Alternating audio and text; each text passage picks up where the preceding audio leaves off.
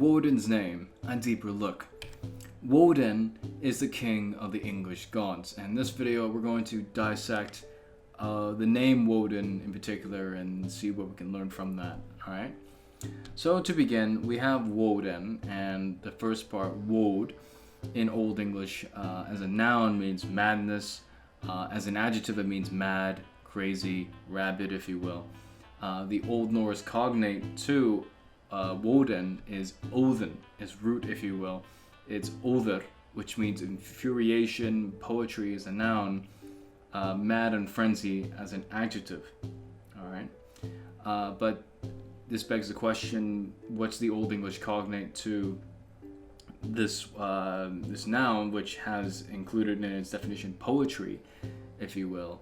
Well, it is wolf, and wolf means eloquence, poetry, song, prophecy, a speaking out, a sound, cry, noise regarding sound specifically, like articulated speech or like things that do like with melodies or whatnot, if you will, so voice, song, speech, if you will. And it is said that this word wolf is cognate, meaning that this wolf and wod, meaning mad, both share a common ancestor, so to speak.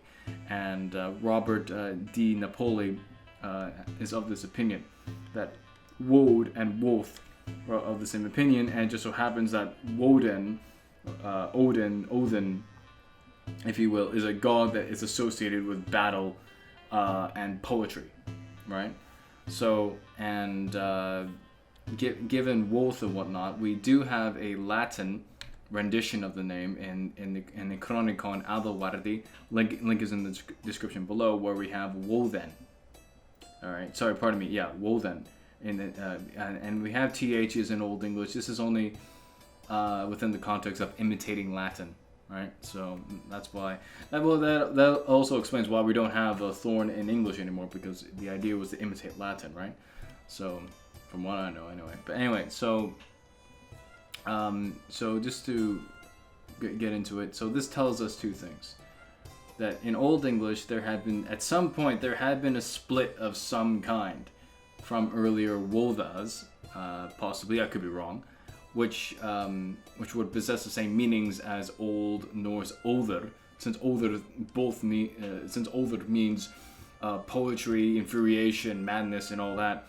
Whereas in Old English, you had this split, where this word wolf, in the context of Old English, became more associated with only poetry, if you will, and whatnot, and or prophecy, song, if you will.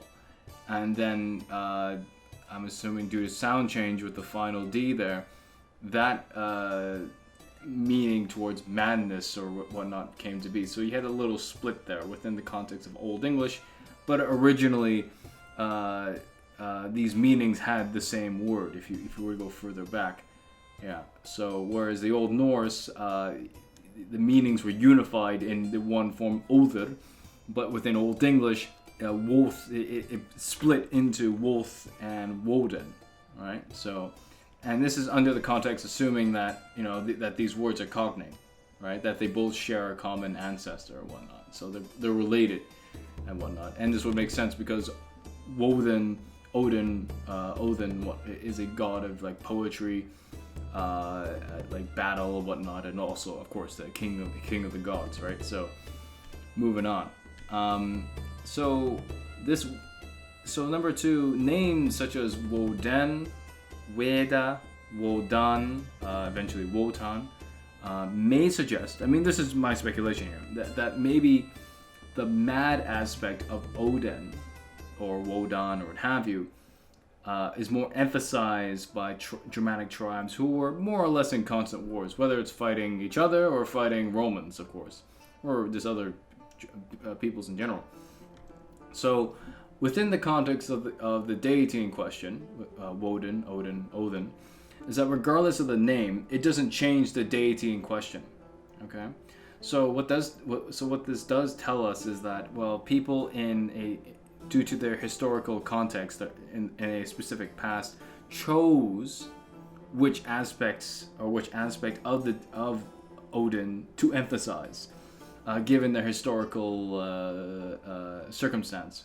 Whether it's like warring tribes or in the case of Germanic tribes, it's warring tribes, right? And so ideally you would want to emphasize victory in battle, so you would want to say Woden, if you will. But then again, let's not get too confused here, because we're dealing with metaphysics and kind of fusing it with sound changes within a historical language, and that of itself can be very messy and very complex, and I want to try to make this easy to understand and whatnot. So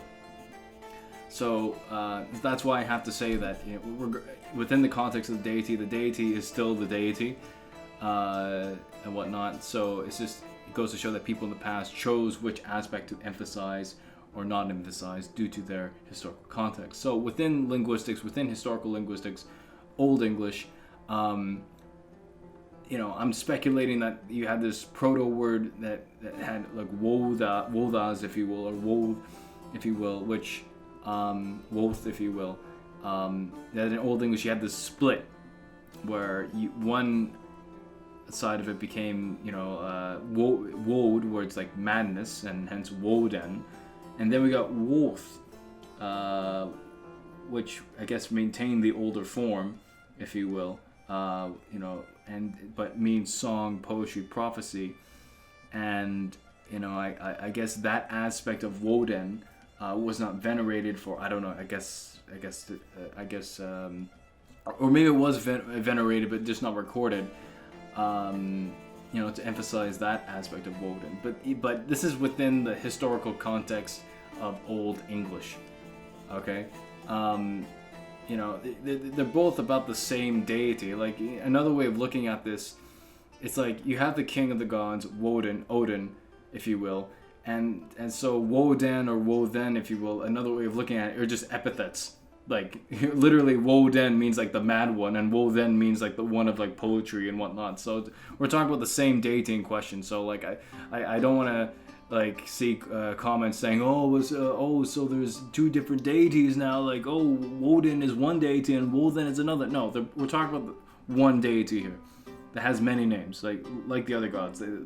All the gods have many names. Okay, all right. And the difference within the historical linguistic context within Old Norse, as to contrast Old English, is that there hasn't been a change. So in Old Norse, Other, means frenzy, crazy, mad, rage, what have you, but also same time means poetry. So the meanings were more conservative within the same form, and hence Othen is preserved and whatnot. Whereas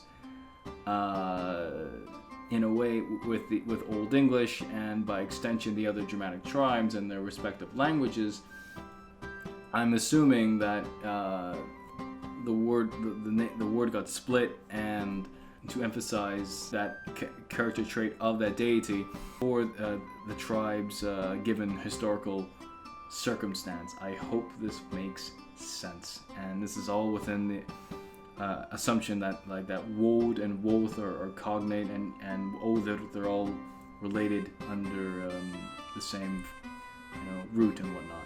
And that's it for this video. Thank you for watching, and be sure to subscribe if you're new, and if you really like this channel, please become a patron at my Patreon page down below. Thanks for watching. Bye bye.